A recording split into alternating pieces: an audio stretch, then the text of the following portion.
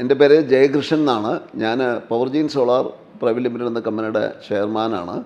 ഞങ്ങൾ പവർജീൻ solar private limited എന്ന് പറയുന്ന കമ്പനി കേരളത്തിലെ 1000-ഓളം എംപാനൽ വെണ്ടേഴ്സിൽ 2ാം സ്ഥാനത്ത് നിൽക്കുന്ന കമ്പനിയാണ്. അത് എറണാകുളം ജില്ലയിൽ ഞങ്ങൾ 1ാം സ്ഥാനത്ത്, ഏറ്റവും കൂടുതൽ ഇൻസ്റ്റലേഷൻ എറണാകുളം ജില്ലയിൽ ചെയ്തിരിക്കുന്നത് ഞങ്ങളാണ്.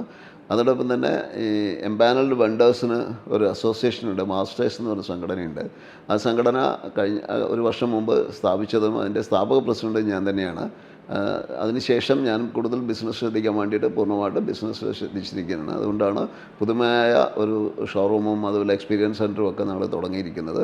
ആ സ്ഥാപനം ഞങ്ങൾ കുമ്പളത്തേക്ക് പുതിയ ഒരു സ്ഥലത്തേക്ക് മാറിയിരിക്കുകയാണ്. അതിൻ്റെ ഇനാഗുറേഷൻ 2-ാം തീയതി ആയിരുന്നു, ജനുവരി 2-ാം തീയതി ആയിരുന്നു നടത്തിയത്.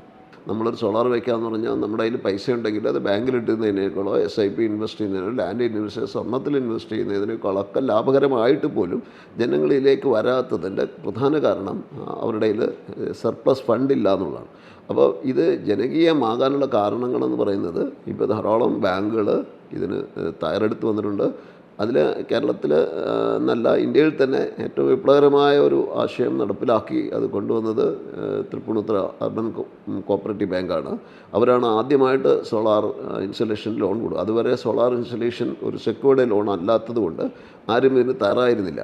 അപ്പോൾ ഒരു 4 വർഷം മുമ്പ് തന്നെ പീപ്പിൾസ് അർബൻ കോപ്പറേറ്റീവ് ബാങ്ക് തയ്യാറെടുത്ത് വന്നു. ആദ്യം ഒരുപാട് കൺസേൺസ് ഉണ്ടായിരുന്നെങ്കിൽ പോലും കഴിഞ്ഞ ദിവസം അതിൻ്റെ CEO അദ്ദേഹം പറഞ്ഞത് ഒരു ഡിഫോൾട്ട് പോലും ഇല്ലാത്ത ഒരു ലോണാണ് ഈ സോളാർ ലോൺ എന്നാണ് അദ്ദേഹം പറഞ്ഞത്. അപ്പോൾ സ്വാഭാവികമായിട്ടും ഇത് വളരെ പോപ്പുലറൈസ് ചെയ്യുന്ന ബാങ്കുകൾ വളരെ ലിബറലായിട്ട്, പ്രത്യേകിച്ചും അർബൻ കോപ്പറേറ്റീവ് ബാങ്കിൻ്റെ നമ്മുടെ അനുഭവം എന്താണെന്ന് വെച്ചാൽ ഏതൊരു വ്യക്തിക്കും, ഏതൊരു സാധാരണക്കാരനും കേവലം 5000 രൂപ മാത്രം മുതൽ മുടക്കിക്കൊണ്ട് സോളാർ വയ്ക്കാനും ബാക്കിയുള്ള EMI എന്ന് പറയുന്നത് ഏകദേശം അവരുടെ കറണ്ട് കാശിന് സമമായ പണമാണ് അവർ EMI ആയിട്ട് അടയ്ക്കേണ്ടി വരുന്നത്. അപ്പോൾ ഇത് ഏറ്റവും ലാഭകരവുമാണ്. അതുപോലെ വളരെ സിംപ്ലിഫൈ ചെയ്തു ഏതൊരു സാധാരണക്കാരനും ചെയ്യാം ഒക്കുന്ന ഒരു സംവിധാനമായി മാറിയിട്ടുണ്ട്. PUCV പാനൽ ചെയ്തിരിക്കുന്നത് MNRE രജിസ്റ്റേർഡ് വെണ്ടേഴ്സിനെല്ലാം അവർ PUCV ചെയ്യുന്നുണ്ട്. പിന്നെ നമുക്ക് ഇതിൻ്റെ ഒരു PUCVയുടെ ഒരു വശം എന്ന് പറയുന്നത് PUCV നേരത്തെ തൃപ്പൂണിത്തുറ ഏരിയയിൽ മാത്രമേ ഉണ്ടായിരുന്നുള്ളൂ. ഇപ്പോൾ എറണാകുളം ജില്ലയിൽ മാത്രമാണ്. അപ്പോൾ എറണാകുളം ജില്ലയിൽ മാത്രമുള്ള വെണ്ടേഴ്സാണ് ഇവിടെ PUCV രജിസ്റ്റർ ചെയ്തിട്ട് കാര്യമുള്ളൂ. അല്ലാണ്ട് ഇപ്പോൾ ട്രിവാൻഡ്രത്തുള്ളവർക്ക് അവിടെ ബിസിനസ് കൊണ്ടുവരാകുന്നില്ല. PUCVയുടെ ഞങ്ങളുടെ അനുഭവത്തിൽ ഏറ്റവും സിമ്പിളായിട്ടുള്ള ലോൺ പ്രോസസ്സും PUCV ആണ്.